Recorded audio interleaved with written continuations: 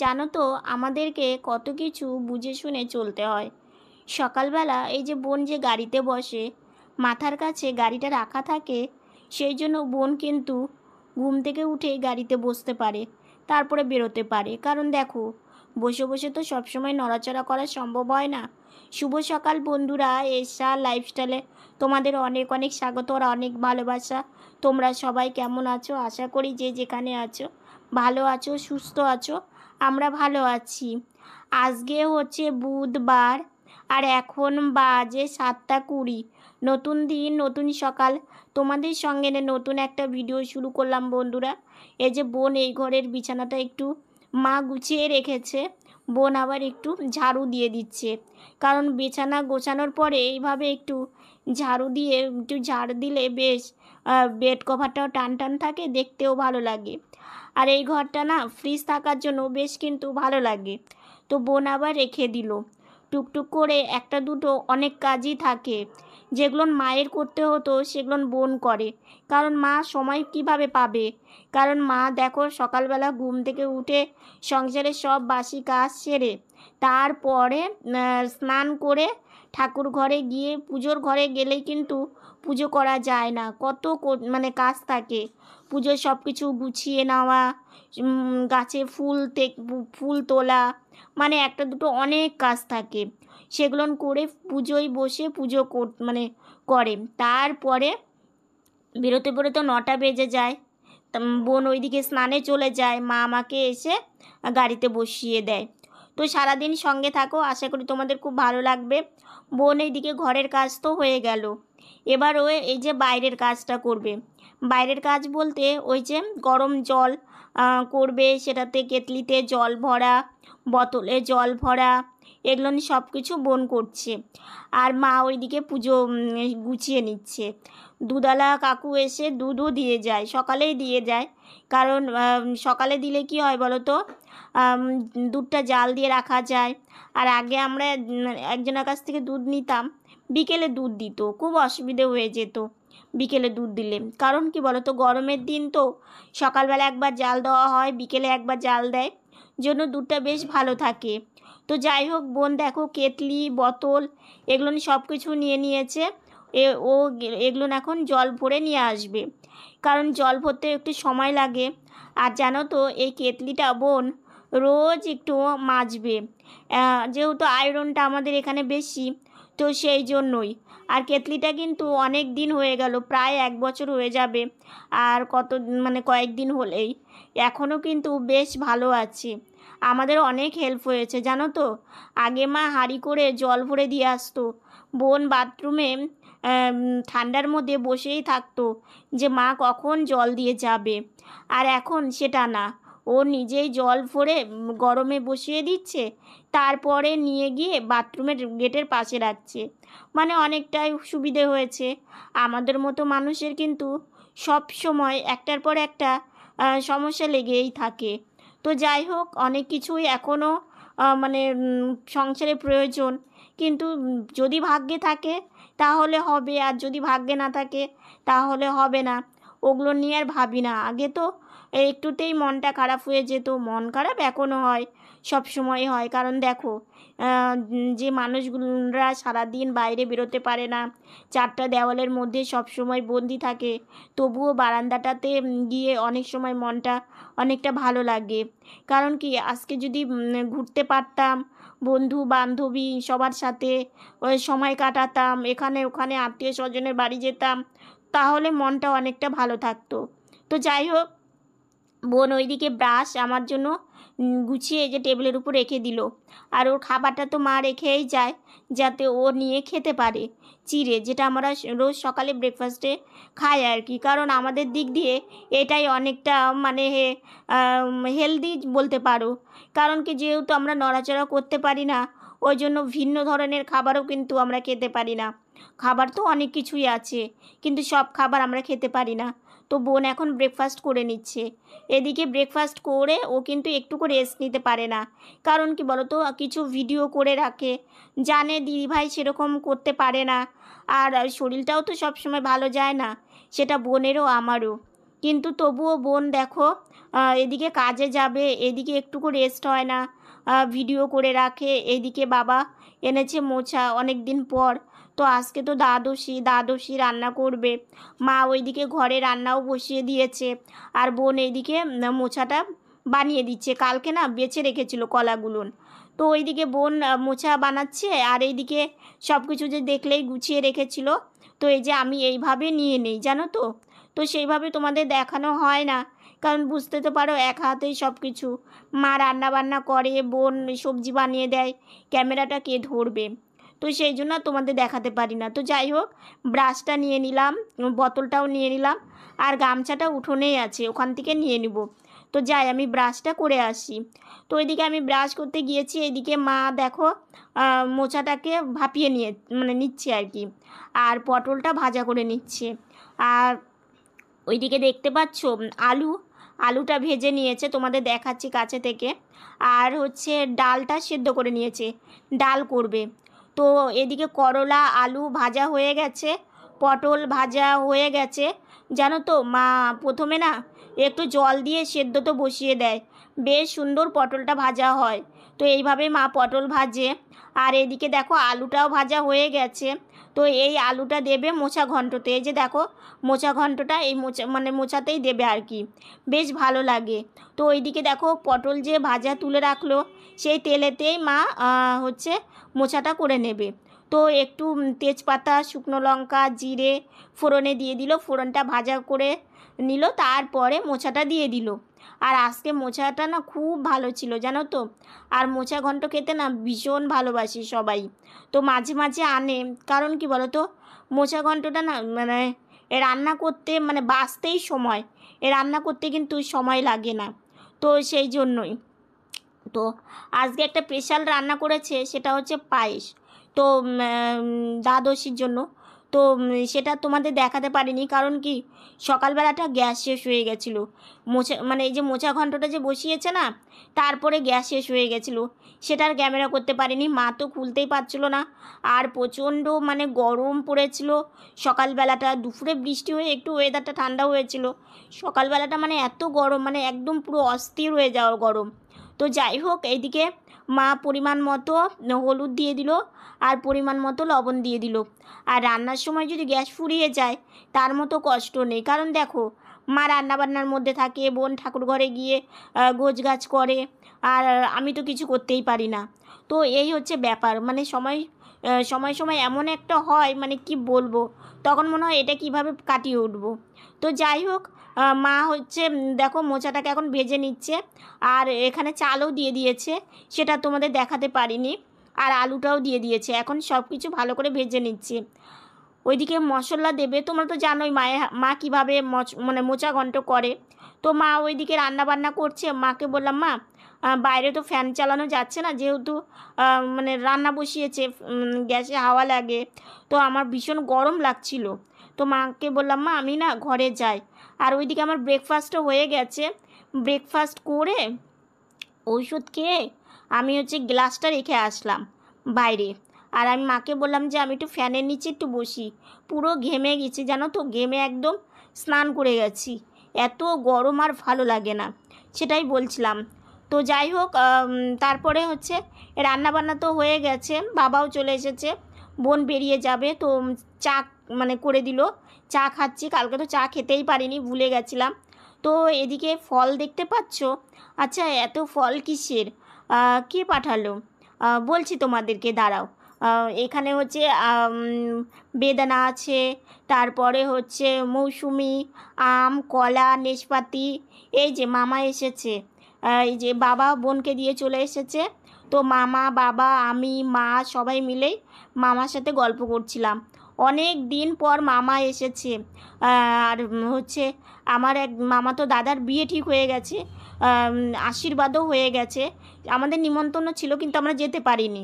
তো মামা ভাবছে যে বোন আসতে পারেনি, আর ভাগ্নিরাও আসতে পারেনি, তো মামা হচ্ছে ফল নিয়ে এসেছে, জানে আমরা অন্য কিছু খাই না। এদিকে দেখো আজকে শুধু বাড়িতে লোকের মেলা, কি বলো তো, মামা এসেছে, তারপরে এই যে দাদু এসেছে, আজকে দ্বাদশী, পিসিও এসেছিলো, সেটার ভিডিও করতে পারিনি। তো মামা এসেছে অনেক দিন পর। তো মামাকে বললাম, মামা একটু প্রসাদ খাও।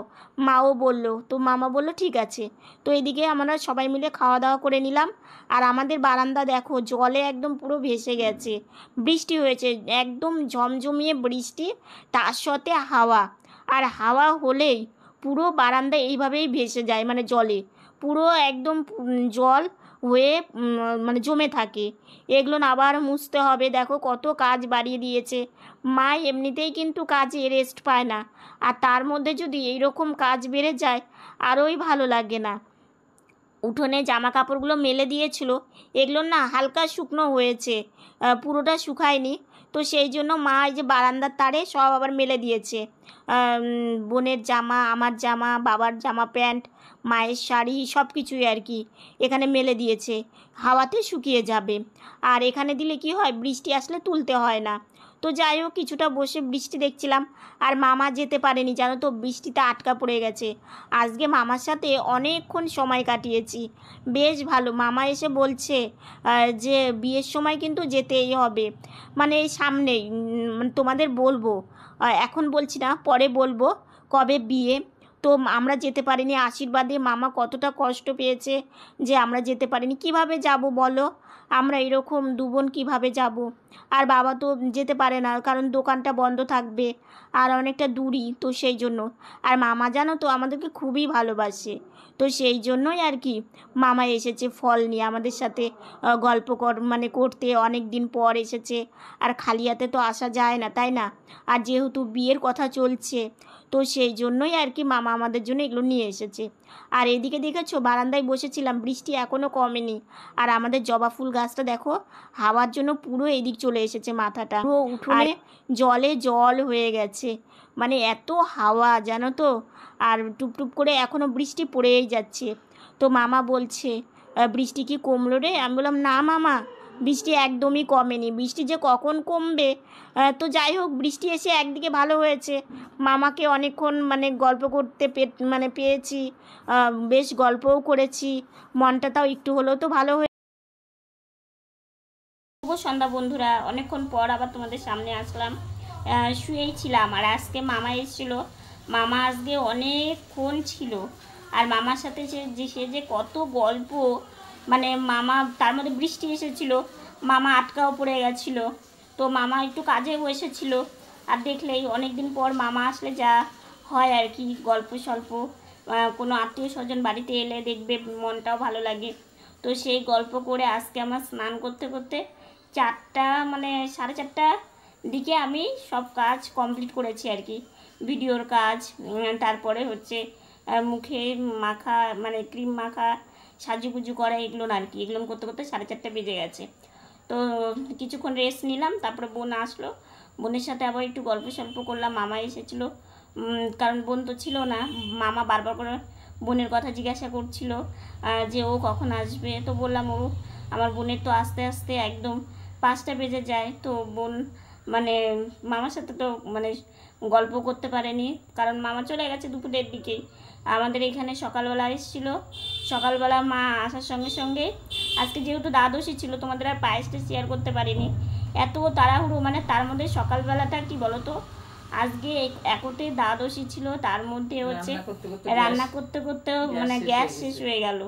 তার মানে মাথায় একদম কি বলবো, ভাগ্যে একটা তোলা ছিল জন্য, না হলে কি যে একটা সমস্যা হতো, গ্যাস শেষ হয়ে গেল। তারপরে যে আমি একটু রেস্ট নিচ্ছিলাম, আর মা এটা ওটা করছিল, তারপরে আসলো একটা পিসি, যে পিসিটা দ্বাদশীতে আমাদের মানে প্রায় দ্বাদশীতেই আসে।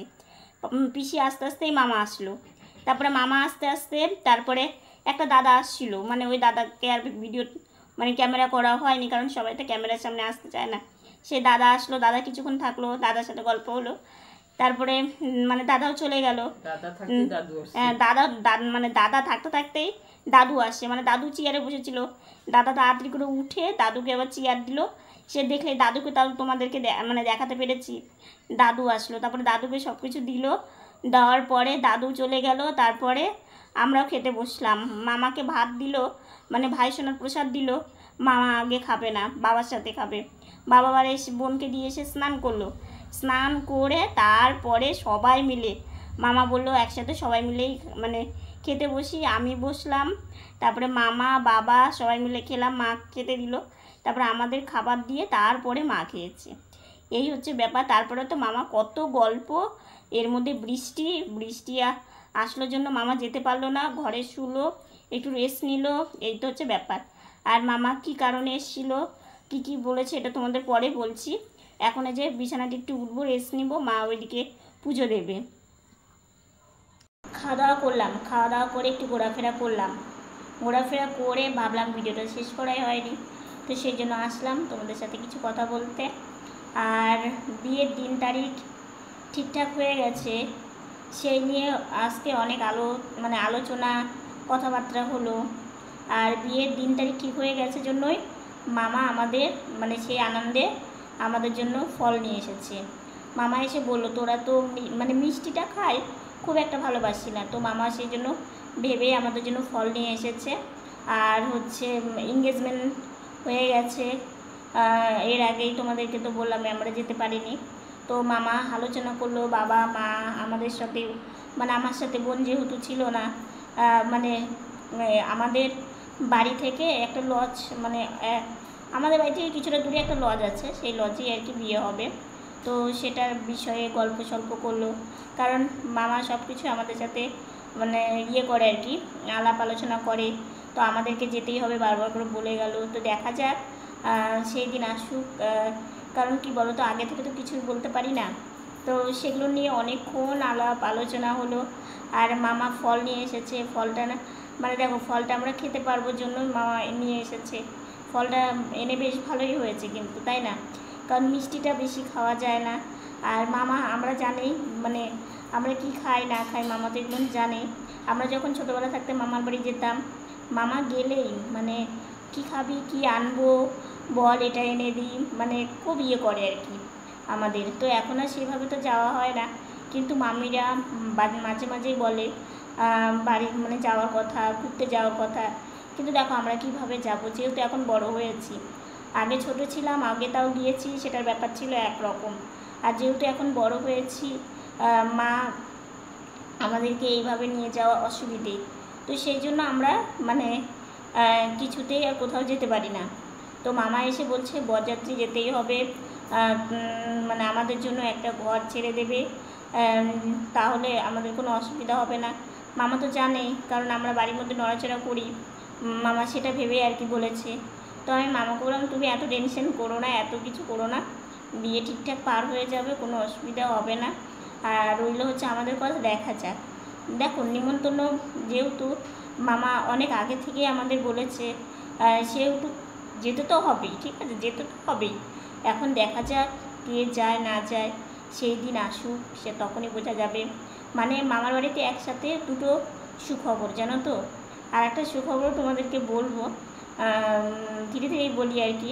আর আমার পায়ের ব্যাপারটা আর একদিনকে তোমাদেরকে বলে রেখেছি, যে কলকাতায় গিয়েছিলাম, তো কিসে করে কীভাবে কি হয়েছিল সবই বলবো।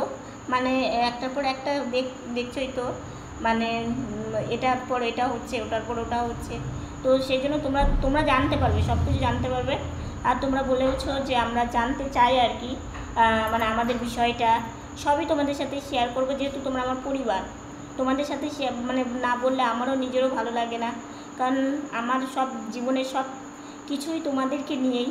তো তোমাদেরকে না বললে নিজের মন থেকে অনেকটা কষ্ট, এবং যে দিনগুলো এত যন্ত্রণাতে আমাদের পার হয়েছে, সেগুলো তোমাদের সাথে বললে অনেকটা নিজেরও হালকা লাগবে। সব থেকে আজকে ভালো লেগেছে কি বলো তো, আজকে আমাদের বাড়িতে এই যে মামা কতক্ষণ ছিল, তারপর দাদু আসলো, পিসি আসলো, একটা দাদা আসলো, পুরো সবাই এসেছিলো জন্য আজকে মনটা অনেকটা ভালো লাগলো। সর্বক্ষণ বাড়ির মধ্যে থাকি তো, সবার সাথে সবার কথাবার্তা হয় না, এবং সেরকম খুব কম সবাই আসে আর কি। সবারই তো একটা বাড়ির কাজ আছে, তাই না? তো সবাই সংসার নিয়ে ব্যস্ত। তো এই জন্যই আজকে ভীষণ ভালো লেগেছে। আর সন্ধ্যাবেলা লাইভে গিয়েছিলাম, তোমরা যারা যারা লাইভটা দেখোনি দেখে আসতে পারো। তো এখন হচ্ছে শুয়ে পড়বো, মায়ের কাজ প্রায় কমপ্লিট হয়ে গেছে। ভেজা জামা কাপড়গুলো রোজকার মতো আর কি শুকোতে হয়, না হলে হয় না, পরের দিন আবার খুব মেলা যায়, এটাই একটা সুবিধে। তো আজকের ভিডিওটা এতটুকুনি। ভিডিওটা যদি ভালো লেগে থাকে লাইক কমেন্ট শেয়ার করো। তোমরা ভালো থেকো, সুস্থ থেকো, সাবধানে থেকো। দেখা হচ্ছে নতুন একটা ভিডিওর সঙ্গে। আজকের মতো গুড নাইট।